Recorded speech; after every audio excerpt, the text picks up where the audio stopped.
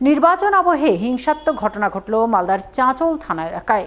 কংগ্রেসের এক পঞ্চায়েত সমিতির সদস্যার স্বামীকে বাড়ি থেকে টেনে হিঁচড়ে বাড়ির বাইরে নিয়ে গিয়ে বেধড়ক মারধরের অভিযোগ উঠল একদল তৃণমূল কর্মীর বিরুদ্ধে। সোমবার রাতে ঘটনাটি ঘটেছে চাঁচল ১ নম্বর ব্লকের খড়বা অঞ্চলের শাহবাজপুর গ্রামে।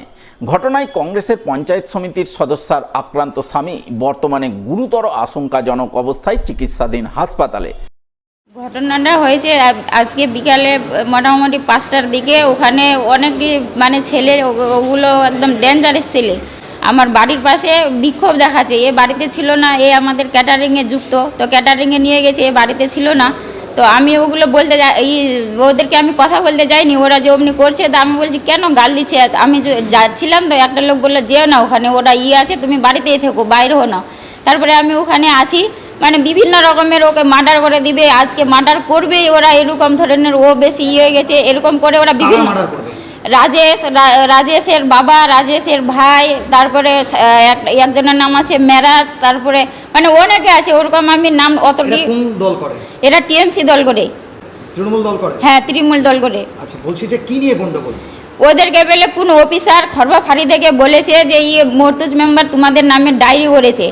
এবার ডায়েরির অনুযায়ী ওরা কি ডায়েরি করেছে না করেছে, আসে ওদের এমনি বিক্ষোভ যে ও কেন আমাদের ডায়েরি করবে, ও আসুক এখানে, ওকে মার্ডার না করলে ছাড়বো না, ওই ডায়েরির ভিত্তি করে করেছে। এদিকে এই খবর পেয়ে রাতেই চাঁচল সুপার স্পেশালিটি হাসপাতালে ছুটে যান চাঁচলের কংগ্রেস নেতা আনজারুল হক জনি, চাঁচলের কংগ্রেস প্রার্থী আসিফ মেহবুব সহ অন্যান্যরা। তারা গোটা ঘটনায় শাসক দল তৃণমূলের দিকে অভিযোগের আঙুল তোলেন এবং ঘটনায় জড়িতদের বিরুদ্ধে কঠোর পুলিশি পদক্ষেপের দাবি জানান। খড়বা অঞ্চলে ওনার বাড়ি শাহবাজপুরে, নাম হচ্ছে মর্তুজ আলম, আমাদের যে পঞ্চায়েত সমিতির মেম্বার আছে তার হাজব্যান্ড। তার একটা পাড়ার তৃণমূলের যুবর ছেলের সাথে একটা গণ্ডগোল হয়। সে নাকি হঠাৎ এসে বলে সে নাকি একটা কি থানায় কমপ্লেন করেছে, এরকম একটা তর্ক বিতর্ক চলে। হঠাৎই সে থানায় ওসির কাছে যায় খড়বা ফাঁড়িতে, সেখানে গিয়ে সে জিজ্ঞাসা করে, বলছে না আপনি তো কোনো কমপ্লেন করেননি।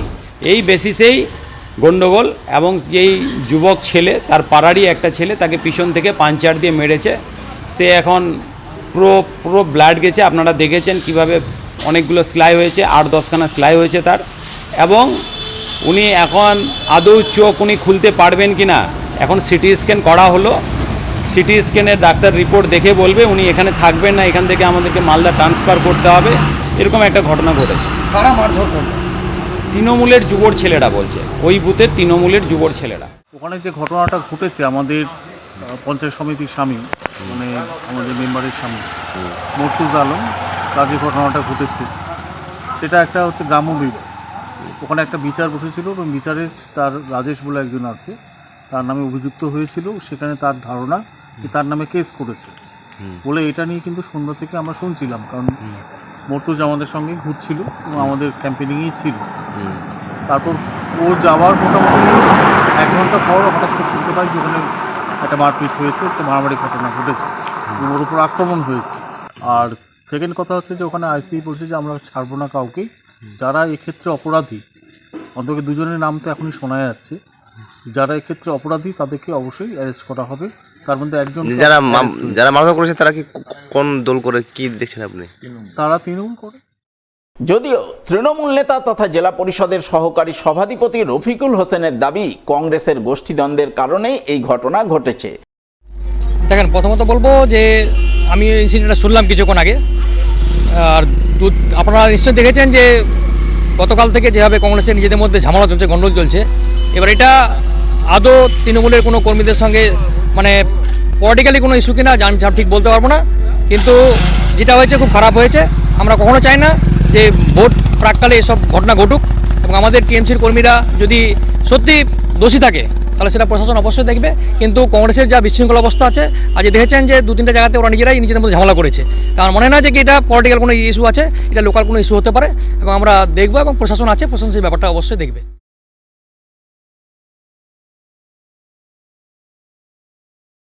রান্নার গ্যাস বুক করেও সময় মতো মিলছে না গ্যাস ডেলিভারি।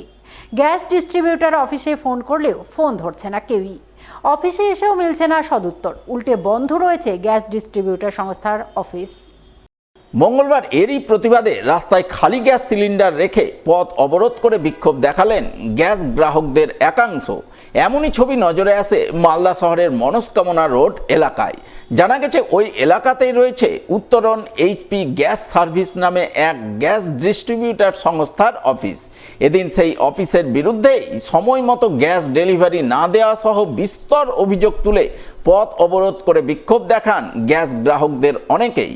13 তারিখে বুকিং হয়েছে, গ্যাস ডেলিভারি দেখিয়ে দিয়েছে, ডেলিভারি দেওয়ার পরেও এরা গ্যাস দিচ্ছে না। তো আমাদের গ্যাসগুলো যাচ্ছে কোথায়? আমাদের 8 তারিখে গ্যাস, ওই 8 তারিখে গ্যাস, 13 তারিখে 3 তারিখে, মানে গোটা মাসে গ্যাস প্রতিদিন আসছি আমরা, বলছে আজকে গাড়ি ঢুকে নিয়ে আজকে ক্যান্সেল গাড়ি, এই করে করে আমাদের ঘুরিয়ে দিচ্ছে।